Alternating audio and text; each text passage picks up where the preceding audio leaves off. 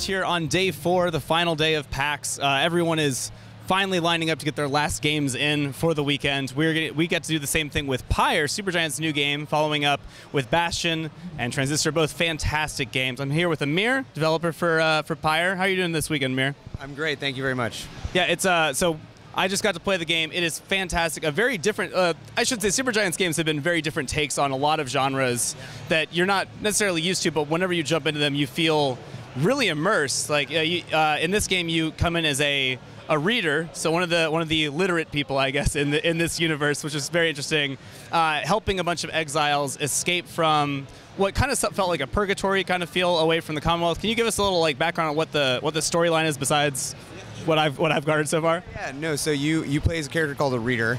You're picked up by this group of masked wanderers, and they're picking you up because they believe you to be literate, because you're wearing the markings of someone who was exiled from the Commonwealth for literacy.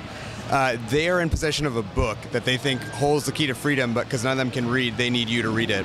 Over the course of what you played here, which is just the sort of introduction to our game, you find that the book itself does indeed contain the knowledge that will help you become free, and as long as you can decode it, and you go on an adventure with these masked wanderers to try and see if you can earn your freedom.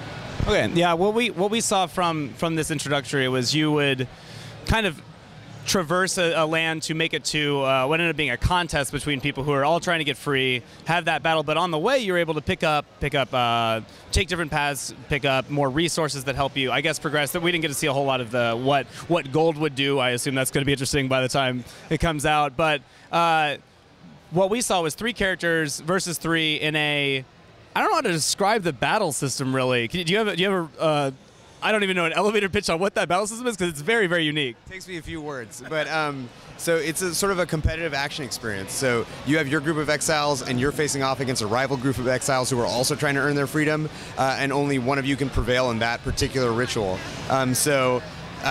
You coordinate among your 3 that you've chosen to put onto the field at that time. You use their unique different abilities, and you try and douse the opposing pyre with a celestial orb. And if you do that enough times and you get the pyre all the way to the bottom, you prevail. And then you go into the other mode of play that you described, where you're sort of traveling from point to point, trying to find the next right, and preparing your exiles for that slowly over time. Yeah, it looked like each character had their own, they had a size, which not only meant well, the obvious, okay, they move slower or faster depending on if they're bigger or smaller, but also they're kind of, it was called an aura. It might as well be like influence for anyone who's kind of familiar with that idea, where you can just get rid of somebody if you run into them and have a bigger influence than them. But you're trying to move this orb.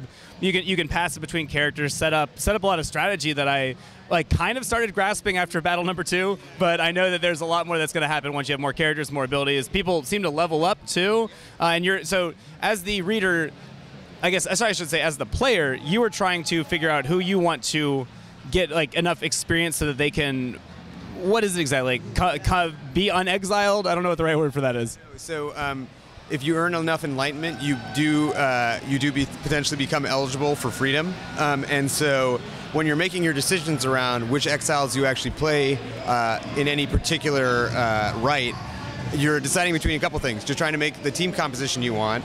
You're trying to take into account the rival team and what they might be having, and the masteries that you've put on your characters and all that kind of stuff. And in addition to that, you're probably also thinking about who you want to go free, because if you actually participate in the rites, that's what gets you enlightenment, that's what allows you to be free. So there's probably a lot of different factors that people are going to sort of consider between who they'd like to really see go home, and all that kind of stuff that we're excited about people thinking about when they get to play the full game. So when you get in a character to that, I guess level 5 was what when you hover. There's actually a lot of information you can garner just by hovering over different things. I just think it was very fantastic. You could just find out more about a character or an area, because they'll have highlighted words to make that available. But when you get a character high enough to go free, do they do that? Do you get to tell them when they can go free? Does it happen? How does that work? Because otherwise, I could see somebody just playing through the game with the 3 starting characters and maybe going all the way through, if that's possible. Or how are you guys envisioning that working out? So that's sort of like a detail that's sort of outside the scope of this, but for sure outside the scope of what we're showing here. I appreciate your interest in it, though. Yeah. So basically, what I can say about it is once you do make them sort of eligible to leave, that triggers a moment where you can hopefully make sure they earn their freedom or not. And so those kinds of things are still sort of in progress, and we're figuring out a lot of aspects of that. But it will matter, basically, and a lot of things will change depending on whether you choose to allow those people a chance at earning their freedom or not. Okay, one thing I saw that kind of reminded me a little bit of Bastion. Where Bastion, you could kind of build your overworld. You could build the I don't want to keep saying build buildings, but you could build how you wanted to advance the game. And I saw a little bit of that in the cart. I don't know. Yeah, so you can. I guess you can build from there too. It looks like when you settle down for the night, you could work on either reading more, which is very interesting, trying to translate the book, or forage stuff. Like what are the resources going to do besides what I've seen, which is just experience and fuel, I guess, which we never ran out because that would have been kind of unfortunate to be stuck in the middle of a demo. But what else can you do with those kind of resources to, I guess, upgrade your characters or items, or what goes into that? So there's there's some of it's inferred in what you see there, where so there's experience, obviously, which you get from participating in these rites, but also you can mentor your characters to give them experience directly so that they can be better prepared when they go into the next rite. On top of that, there's other resources. So there's gold, there's fuel, which you use to sort of power your caravan through this whole journey that you're going on, which is powered by these drive imps. But all these resources, they're going to come together and basically help you make your decisions around where you want to go, what you want to do when you get there, and then ultimately also what you want to equip your exile with. So there's a talisman pocket that you've seen on some of the interfaces that we've shown here, and that basically allows you to further customize your exiles, equip them with special stuff which can enhance their abilities or enhance certain aspects of them in the rites. So there's a lot of sort of decision making for you around both the material part of it, the exploration of the world, the expressive part about who you want to spend time with and who you want to level up. Yeah, I like that you're, I guess, getting to decide on who gets to go free. I wonder if I'm going to posit this not to you, but to the open space, because I know I probably can't get an answer on some of these things. But just the idea of you could maybe go through the entire game without setting anyone else free. I kind of think of the end of Bastion, where you're trying to figure out if you're going to save somebody. Spoiler: if you haven't played Bastion, you should have done it already. It's been out for a number of years. Come on, guys.